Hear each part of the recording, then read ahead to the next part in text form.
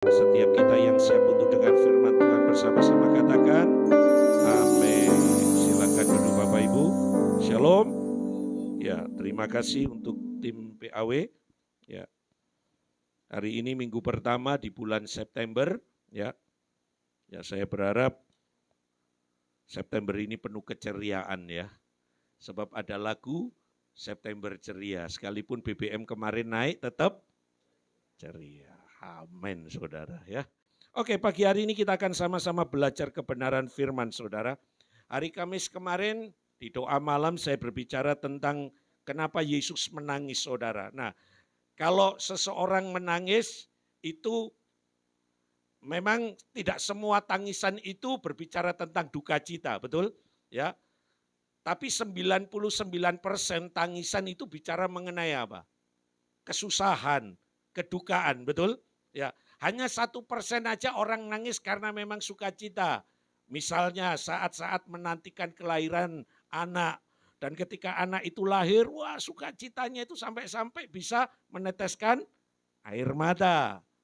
Terus arisan jedul. What is the meaning jedul, saudara? Muncul dapat arisan, wah sukacita, saudara. Itu bisa meneteskan air mata. Gaji naik, waduh apalagi. Sukacita melebihi segalanya, saudara. Tapi kebanyakan tangisan itu bicara mengenai kesesakan, bicara mengenai duka cita, mengenai hal-hal yang tidak enak, saudara. Nah, ada satu peristiwa kemarin di hari Kamis, Yesus pun pernah mengalami satu masa di mana dia harus menangis, saudara. Tak kala peristiwa ketika Yesus melihat sahabatnya atau rekannya atau muridnya Lazarus meninggal, saudara. Yesus menangis.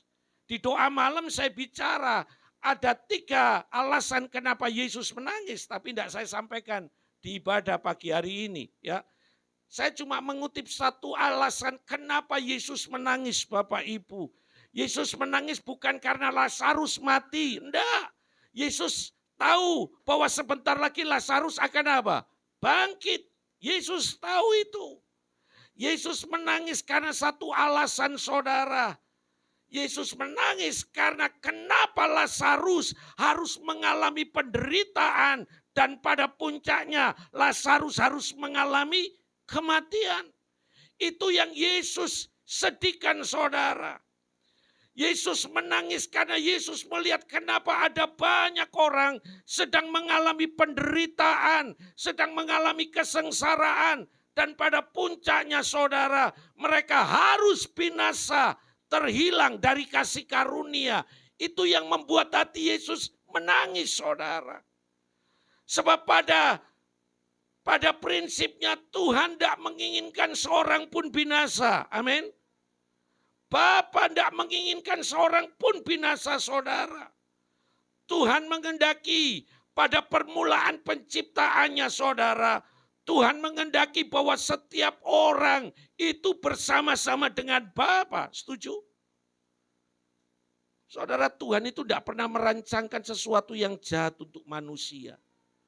Saya nggak bisa bayangkan kemarin di hari Kamis saya bilang gini, seandainya Adam dan Hawa tidak jatuh dalam dosa, saya nggak bisa bayangkan kalau mereka tidak jatuh dalam dosa, mereka masih tetap ada di Taman Eden. Dan betapa nikmatnya kalau setiap kita juga boleh bersama-sama ada di Taman Eden, saudara. Itu sesuatu yang menyenangkan, setuju? Ya kan?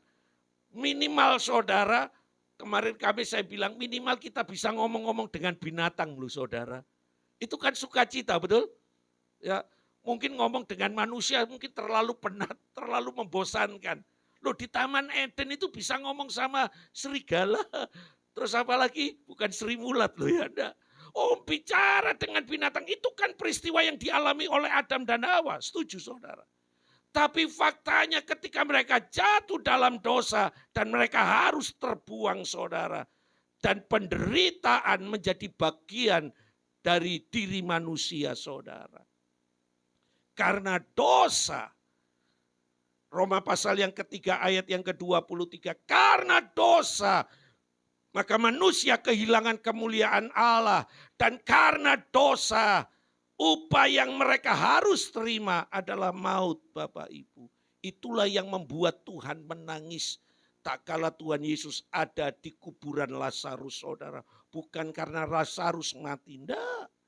Yesus tahu betul sebentar lagi Lazarus akan bangkit, saudara. Tapi yang Yesus tangisi adalah dia melihat setiap jiwa-jiwa yang akan ada dalam kebinasaan. Itu yang membuat hati Tuhan menangis, Bapak Ibu. Nah, pagi hari ini mari kita meresponi tangisan Yesus, saudara. Di minggu pertama kita kita ada dalam ibadah perjamuan kasih juga perjamuan suci. Mari kita memahami tangisan Tuhan, saudara, akan jiwa-jiwa, saudara. Nah, hari ini mari kita belajar, saudara, untuk melihat jiwa-jiwa yang ada di sekitar kita. Yesus mengerjakan hal ini, saudara, karena apa? Jiwa, saudara. Amin. Yesus mengerjakan kematian di atas kayu salib karena satu hal yang mendasarinya. Karena Bapa tidak mengharapkan seorang pun binasa. Setuju, saudara? Makanya Bapa utus anaknya supaya menjadi jalan pendamaian antara manusia dan Bapa, saudara. Bicara mengenai apa? Bicara mengenai jiwa, saudara. Allah tidak mengendaki seorang pun binasa. Setuju? Amin. Allah tidak mengendaki, saudara. Bahkan Allah tidak mengendaki orang yang ada duduk di sebelah kananmu atau kirimu pun binasa. Allah tidak mengendaki. Allah mengendaki semua orang ada bersama-sama dengan Bapa. Amin. Di dalam Yohanes pasal yang ke-14 dikatakan ayat yang pertama sampai ayat yang ke-6. Di mana aku berada, kamu pun juga harus berada. Itulah keinginan Bapa, saudara. Makanya pagi hari ini tangkap tangisan Tuhan. Kenapa Yesus menangis? Karena Yesus menangis karena dorongan melihat jiwa-jiwa, Bapak Ibu. Nah, 3 alasan pagi hari ini mari kita belajar kenapa kita ini harus melihat jiwa-jiwa untuk dikembalikan kepada Bapa, saudara. Yang pertama, saudara, mari kita lihat di dalam Matius pasal yang ke-22 ayat yang ke-36 sampai yang ke-40. Inilah alasan yang pertama pagi hari ini. Kenapa kita harus melihat jiwa-jiwa. Peduli akan jiwa-jiwa, saudara. Yang pertama ini, saudara. Matius pasal yang ke-22 ayat yang ke-36 sampai 40. Dikatakan demikian, Guru, hukum manakah yang terutama dalam hukum Taurat?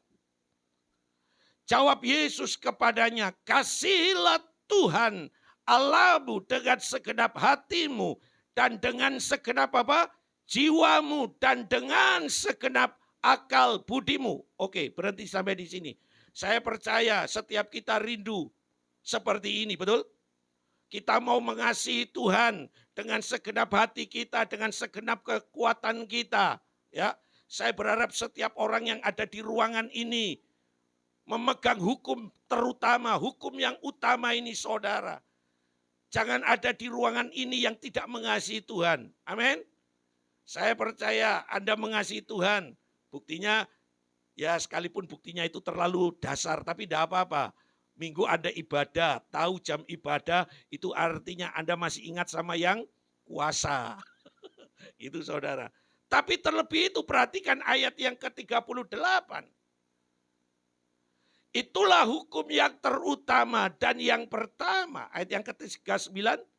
Dan hukum yang kedua, yang sama, perhatikan kalimat itu, saudara. Yang sama dengan itu ialah kasihilah sesamamu manusia seperti dirimu sendiri. 40. Pada kedua hukum itulah tergantung seluruh hukum Taurat dan kitab para nabi. Saudara, Tuhan mengingatkan buat kita semua. Alasan kenapa kita ini harus mengasihi jiwa-jiwa, saudara. Karena hukum yang pertama itu sama dengan hukum yang kedua. Kalau saudara berkata mengasihi Tuhan, tetapi tidak mengasihi manusia, itu omong kosong saudara. Setuju saudara? Sebab dikatakan pada hukum itu sama kedudukannya. Ada banyak orang berkata, aku mengasihi Tuhan, aku mengasihi Tuhan. Tuhan itu tidak dilihat loh, gak bisa kelihatan. Tapi untuk yang bisa dilihat aja, maaf kata, kita belum tentu bisa mengasihi. Apakah kita mengasihi Tuhan? Oh, enggak. Ini tidak bisa diubah saudara. Alasan yang pertama, kenapa kita ini harus memandang jiwa-jiwa seperti Tuhan. Tak kala ada di Betania saudara, ketika dia lihat Lazarus mati, dia menangis. Karena Yesus tergerak oleh karena lihat jiwa-jiwa yang hendak binasa. Dan Tuhan mau pagi hari ini pun saudara, mari kita keluar dari zona nyaman kita. Mari kita lihat jiwa-jiwa di luar. Sebab apa? Itu hukum yang daripada Tuhan. Amin. Kalau Anda mengasihi Tuhan, kalau saya mengasihi Tuhan, maka saya pun harus mengasihi orang-orang yang ada di luar yang belum mengenal Tuhan, saudara. Itu alasan yang pertama. Alasan yang kedua, saudara, mari kita lihat Yesaya. Saya percaya setiap kita telah menerima keselamatan yang daripada Tuhan. Setuju? Amin. Kita menerima Yesus sebagai Tuhan dan Raja kita. Kita mengalami keselamatan yang daripada Tuhan. Kita telah diperdamaikan dengan Bapa. Pertanyaannya, apakah itu hanya untuk kita nikmati sendiri Bapak Ibu?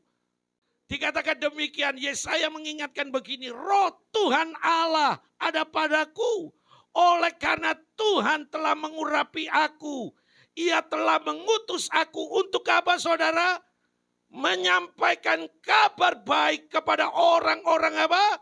Sengsara. Dan merawat orang-orang yang remuk hati.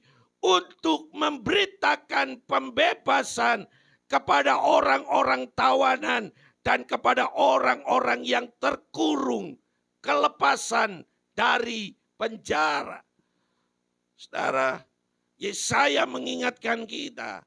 Kita telah ditebus, ya. Kita telah diperdamaikan dengan Bapa, ya. Kita telah tercatat menjadi warga kerajaan Allah, ya. Tapi jangan lupa saudara, semua berkat yang Anda terima, Tuhan pun mau kita berbagi saudara. Amin. Amin saudara. Yesaya mengingatkan ini saudara.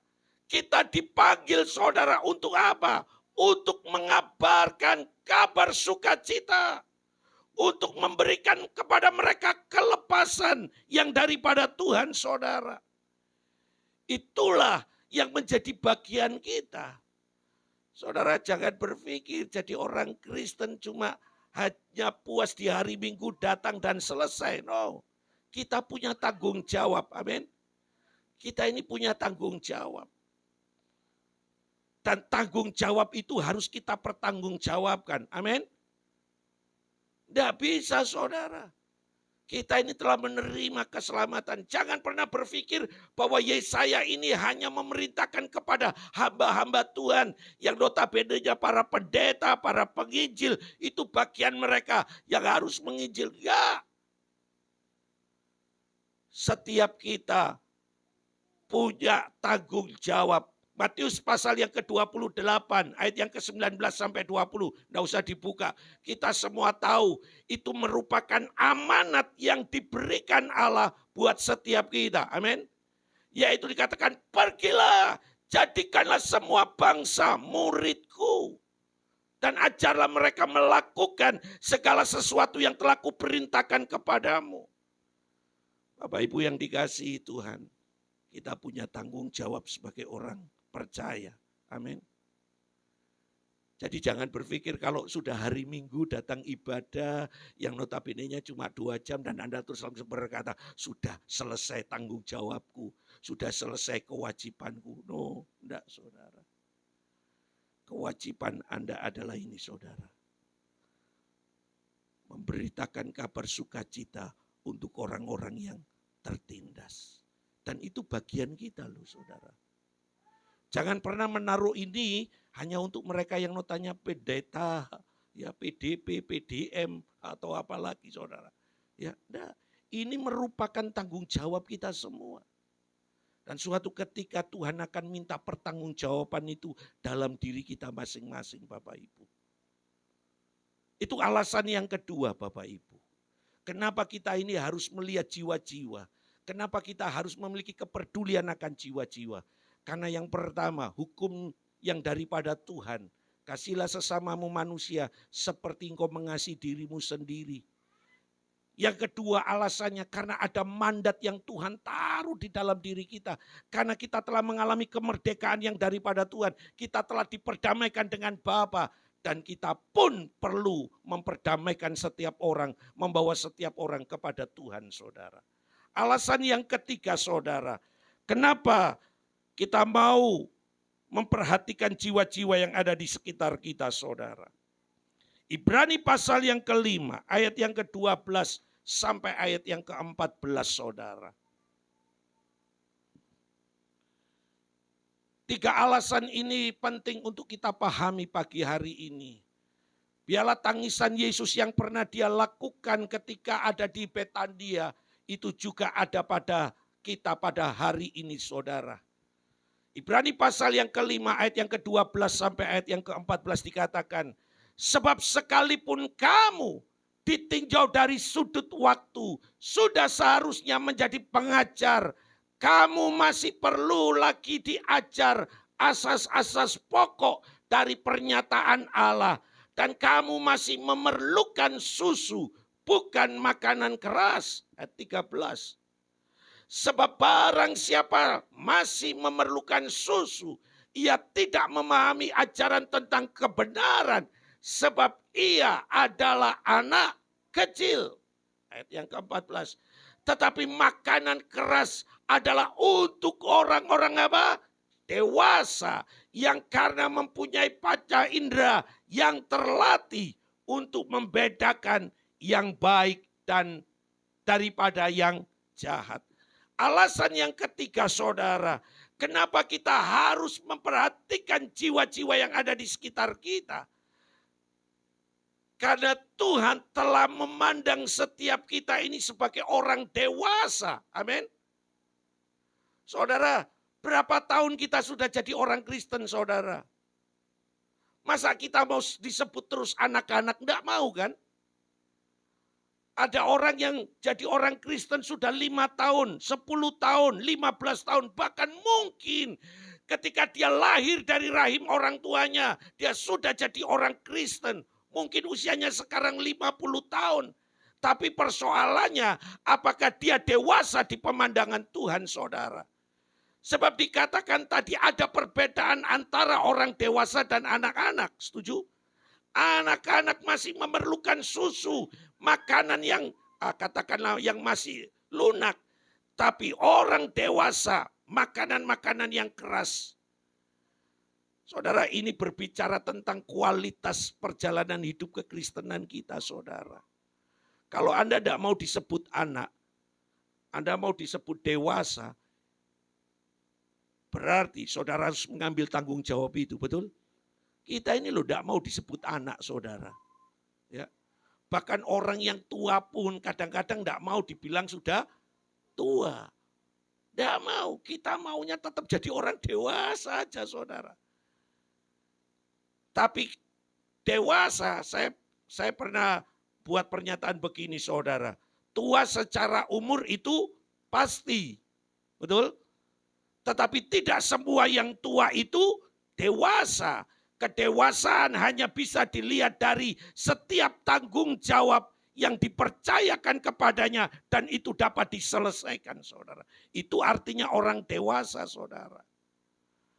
Puluhan kali kita dengar firman, ratusan kali kita dengar firman. Seharusnya kita ini menjadi orang-orang yang dewasa, orang-orang yang matang. Untuk apa? Menyelesaikan pekerjaan Tuhan. Bapak sedang punya pekerjaan besar, setuju? Ya, Bapak sedang punya pekerjaan besar hari-hari ini. Pekerjaan Bapak itu adalah begini saudara, mengembalikan setiap orang kembali kepada kerajaannya.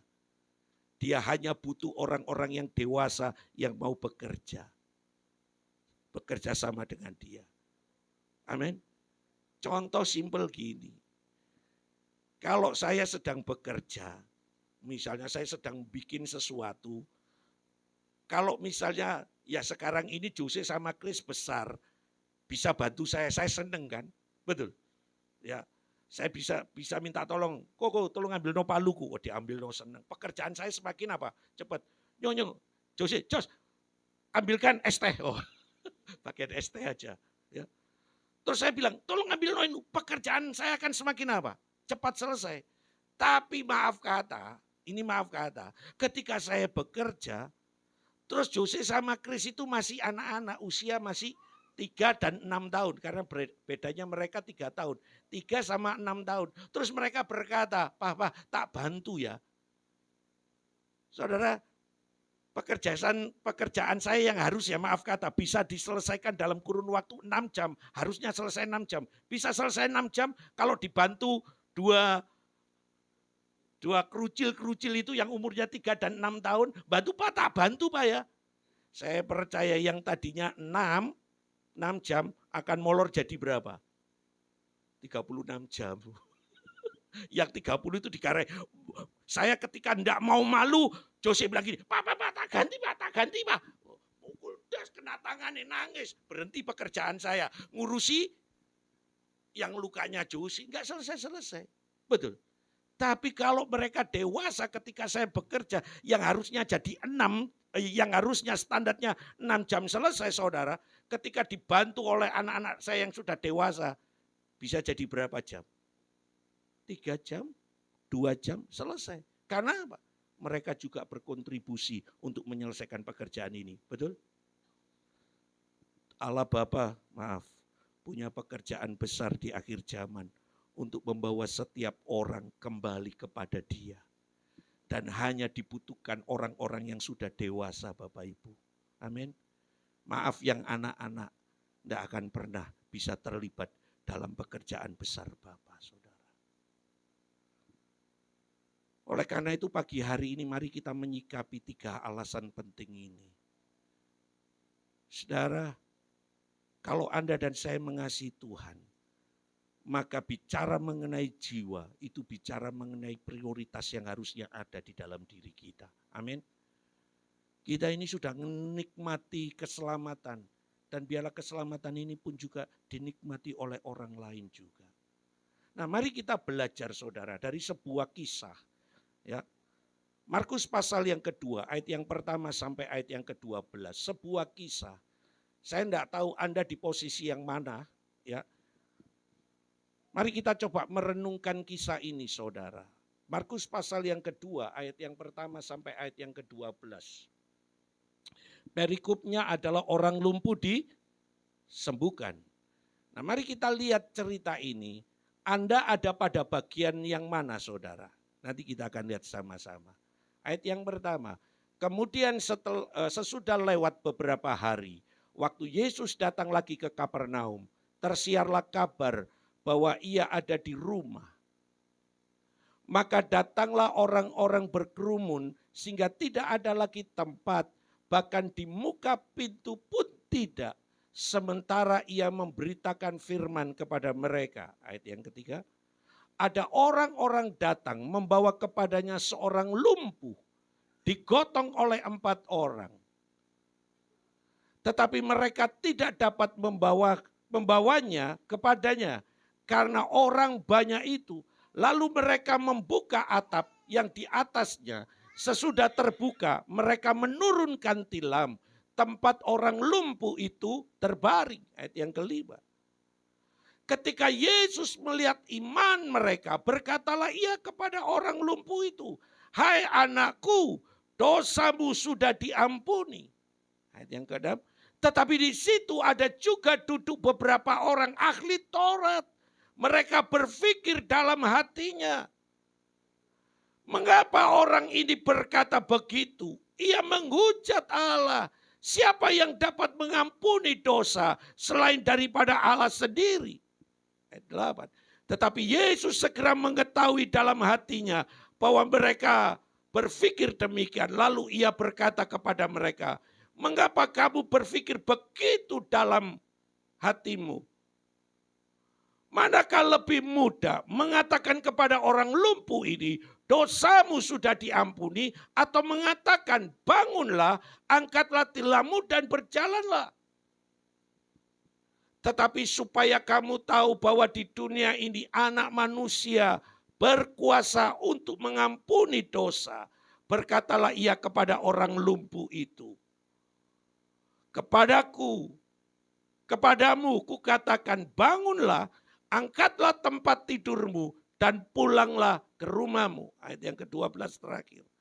Dan orang itu pun bangun, segera mengangkat tempat tidurnya dan pergi keluar di hadapan orang-orang itu. Sehingga mereka semua takjub lalu memuliakan Allah. Katanya, yang begini belum pernah kita lihat. Saya percaya kalau Anda sekolah minggu kumlot pasti hafal cerita ini, betul? Kisah tentang orang lumpuh yang disembuhkan, kisah tentang perjuangan 4 orang yang membawa orang lumpuh ini kepada Tuhan. Saudara, mari kita perhatikan kebenaran cerita ini, saudara.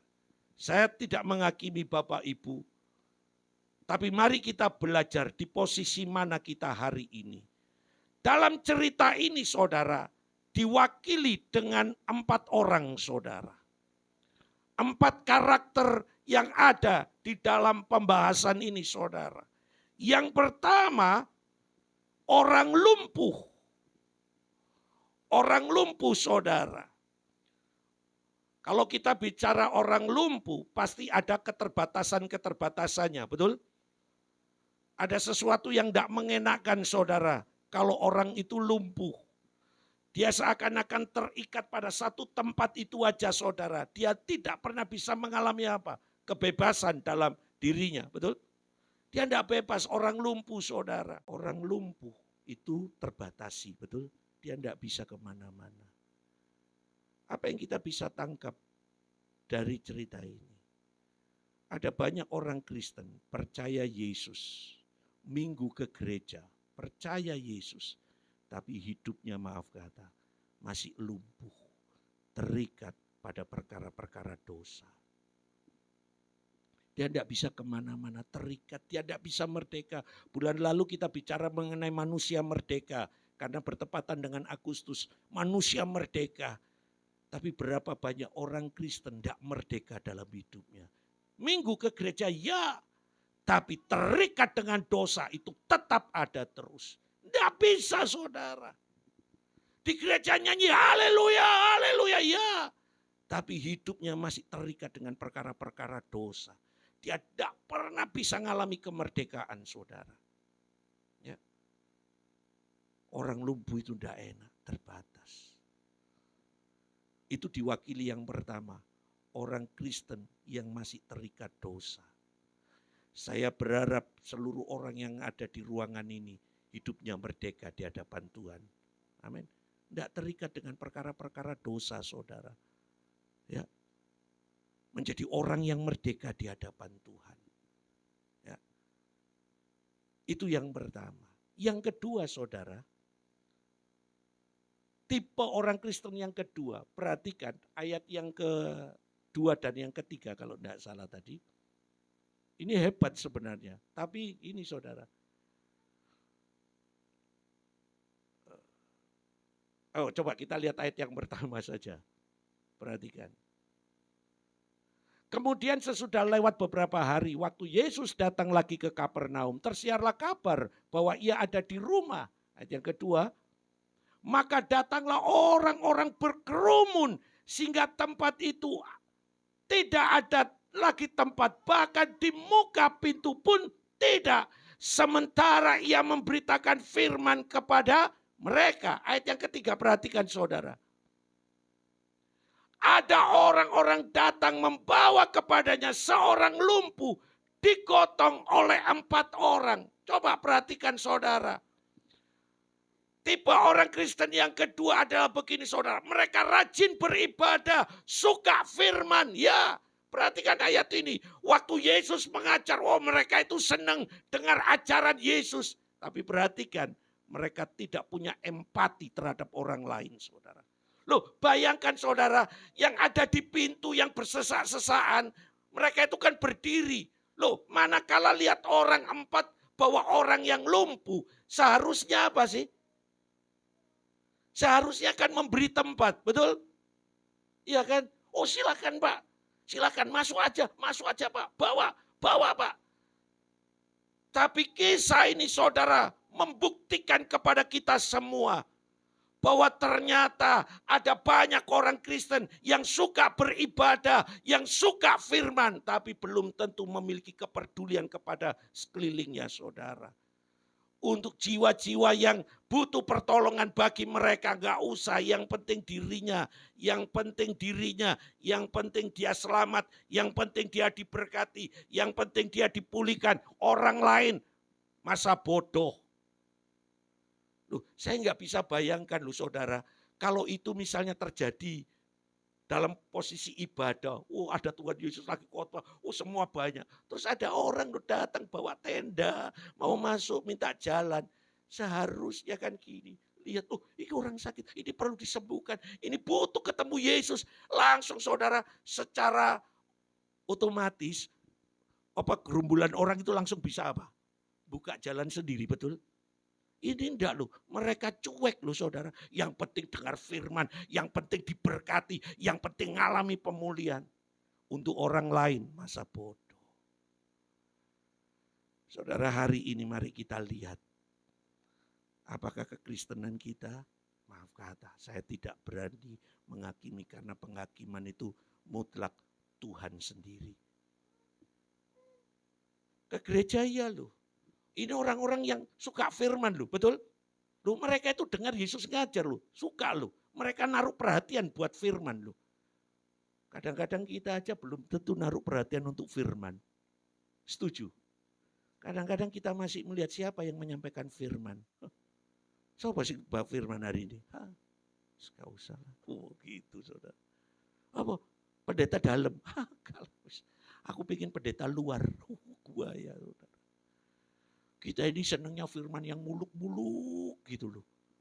Pembicara yang top-top. Wah.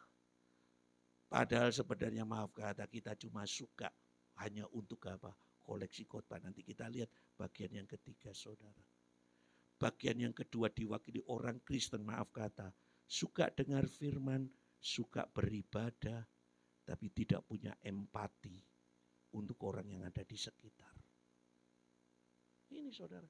Ini 4 orang ini bawa sampai kebingungan harus masuk mana saudara. Dan kita tahu kan ceritanya mereka akhirnya buka atap. Kalau menurut orang saudara kebangetan saudara, betul? Ada jalan loh sebenarnya. Sebenarnya mereka bisa beri. Kenapa sih kok tidak mau memberi?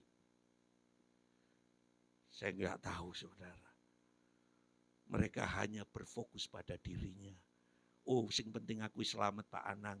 Sing penting aku ibadah aktif, sing penting aku mengembalikan perpuluhan, sing penting aku tidak berbuat dosa, sing penting aku jadi orang baik di kampung, sing penting aku jadi orang baik di gereja. Sudah cukup Pak Anang. Orang lain masa bodoh Pak Anang. Apakah itu yang Tuhan kehendaki dalam diri kita? Nah, tipe yang ketiga saudara. Oke. Ayat yang ke-6 kalau tidak salah saudara. Ya, itu ayat yang keempat dan yang kelima kan orang itu akhirnya 4 orang ini membuka atap kan saudara dan akhirnya sampailah di depan Yesus. Dan Yesus berkata sesuatu kepada orang yang lumpuh ini. Nah ayat yang ke-6. Tetapi di situ juga ada duduk beberapa ahli Taurat. Mereka berpikir dalam hatinya. Yang ketujuh, mengapa orang ini berkata begitu? Ia menghujat Allah. Siapa yang dapat mengampuni dosa selain daripada Allah sendiri? Saudara, kumpulan yang ketiga, gambaran orang Kristen yang ketiga adalah ahli Taurat saudara. Ahli Taurat itu jago firman saudara. Firman itu ngelontok saudara. You know ngelontok saudara. Katam. Ini oleh ahli Taurat ini katam firman saudara. Firman itu masuk di dalam dirinya saudara. Orang Farisi ini saudara rajin ibadah, rajin puasa. Oh, semuanya ini top saudara. Tapi manakala ketika ada sesuatu yang terjadi pada diri seseorang. Ketika orang mengalami pemulihan, ketika orang mengalami diberkati. Ari Farisi mulai menghakimi. Maaf kata, bukankah itu juga banyak di antara orang Kristen saudara? Ketika lihat sebelah diberkati, ojo-ojo, ngakimi. Orang diberkati, dihakimi. Orang tidak ke gereja, dilokno. Kami itu gak ke gereja, contohnya gue menilai bahwa dirinya jauh lebih tinggi daripada yang sekitarnya. Halo? Bukankah itu kebanyakan terjadi di antara orang Kristen? Bahkan maaf kata, gereja sama gereja gontok-gontokan. Ajaranmu sirsat.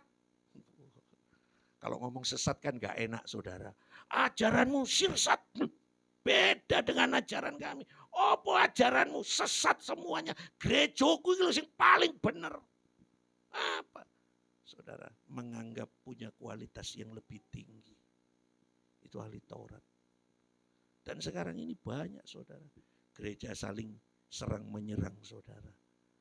Karena peristiwa 17 Agustus itu masih berakar kuat ternyata. Peperangan terjadi di mana-mana. Saling sindir menyindir. Begitu orang yang hidupnya dengan roh dihakimi. Kita ini masih di bumi yuk. Gak perlu ngerok gitu. Aduh, udahlah. Yang penting hidup kita dengan Tuhan. Oke? Yang penting gak perlu ngakimi pengajaran mereka yang kurang, pengajaran kita yang hebat. Enggak. Mari kita berfokus pada biarlah setiap firman yang disampaikan adalah mengenai Kristus. Itu yang benar. Amin. Kita dengar firman. Kadang-kadang maaf kata juga. Saya bukan mau menghakimi hamba-hamba Tuhan. Enggak, sama sekali enggak. Karena kita diajar dulu di sekolah teologi ya saudara. Tentang berapa persen sih kesaksian hidup. Dan berapa persen firman yang disampaikan. Itu kan kita diajar saudara.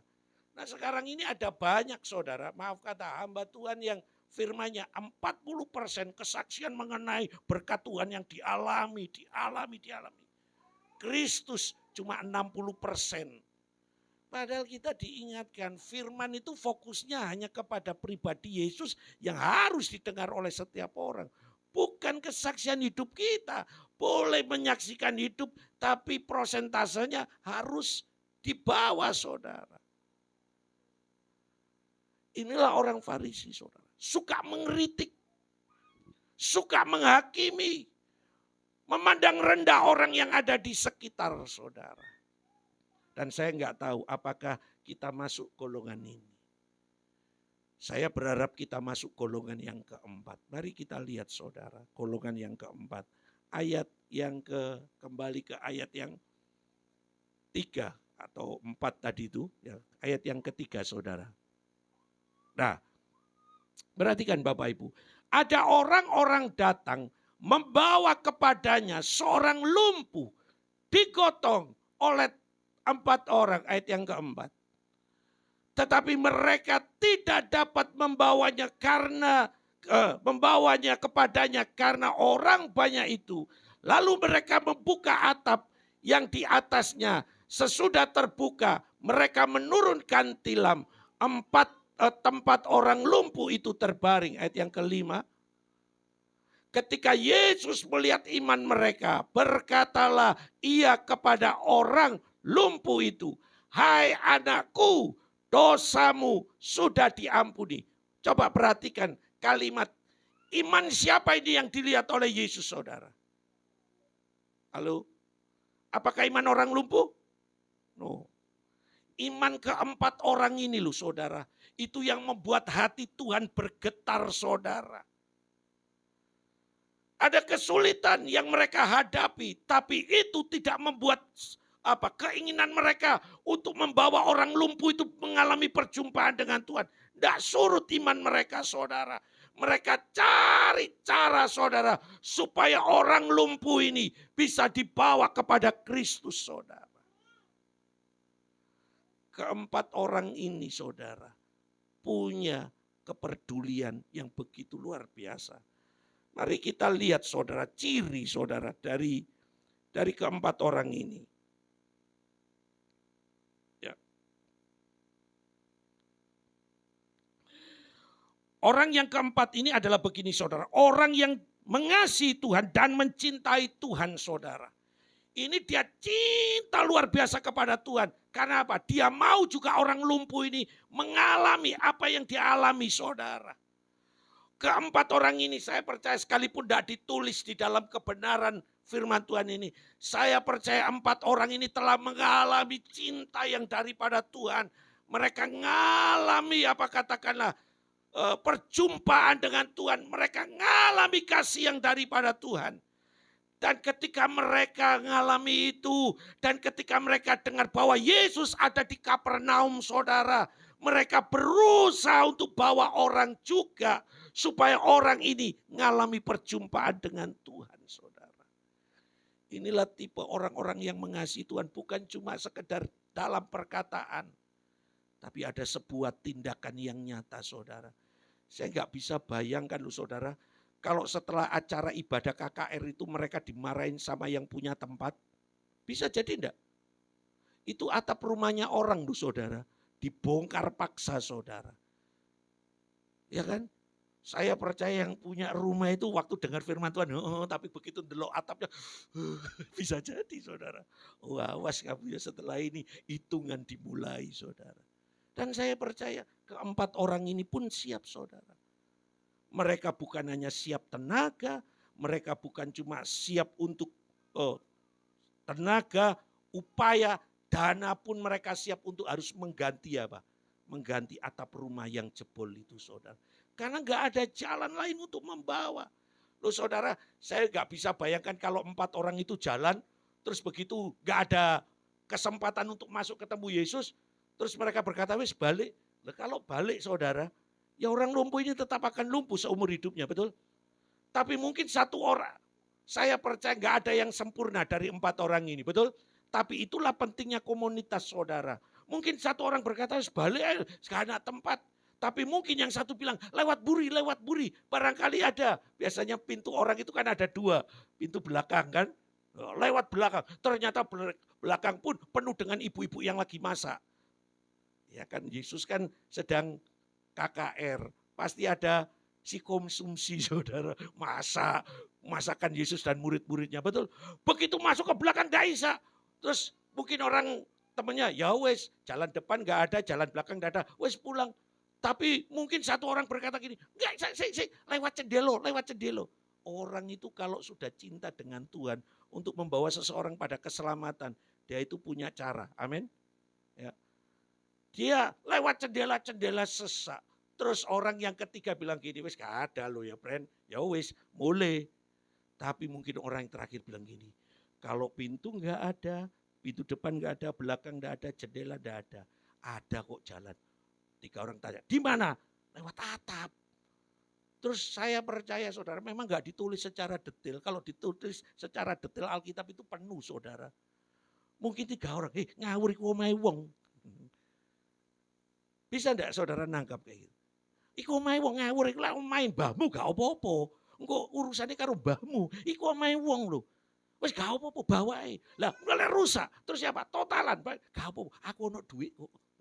Mungkin dari 4 orang gak bawa duit, 3 gak bawa duit, dia bawa duit 1 orang bawa. Terus dia bilang gini, gak apa-apa, pakai uangku aja. Nanti setelah orang ini ngalami perjumpaan dengan Tuhan, urusan atap, urusan aku, duitku.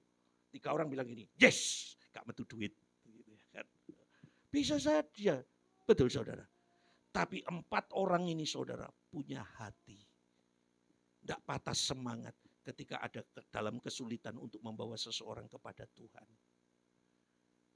Saya enggak tahu Anda pada golongan yang mana. Pagi hari ini yuk kita renungkan. Yesus menangis Bapak Ibu. Dia menangis bukan karena lihat Lazarus mati, enggak. Sebentar Lazarus akan bangkit.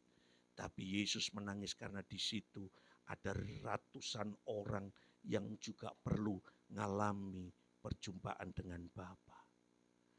Dan hari ini setiap kita diperhadapkan dengan situasi itu. Kalau Anda memang berkata bahwa Anda dan saya mengasihi Tuhan, maka hukum yang kedua yang tidak kalah pentingnya adalah kasihilah manusia seperti engkau mengasihi dirimu sendiri.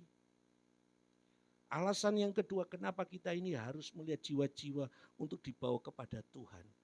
Karena kita ini punya tanggung jawab Bapak Ibu. Halo, bilang kanan kiri kita ini punya tanggung jawab. Bilang saudara, ya punya tanggung jawab. Jadi jangan berpikir kalau sudah jadi orang Kristen selesai, enggak. Dan setiap tanggung jawab itu harus dipertanggungjawabkan, amin. Setiap kita mari, kita berusaha untuk mempertanggungjawabkan hidup kita di hadapan Tuhan, amin. Amin saudara. Alasan yang ketiga, kenapa kita harus punya kepedulian terhadap jiwa-jiwa. Karena Tuhan punya pekerjaan besar. Tuhan butuh orang dewasa yang dapat menyelesaikan pekerjaannya. Sebab kasih setia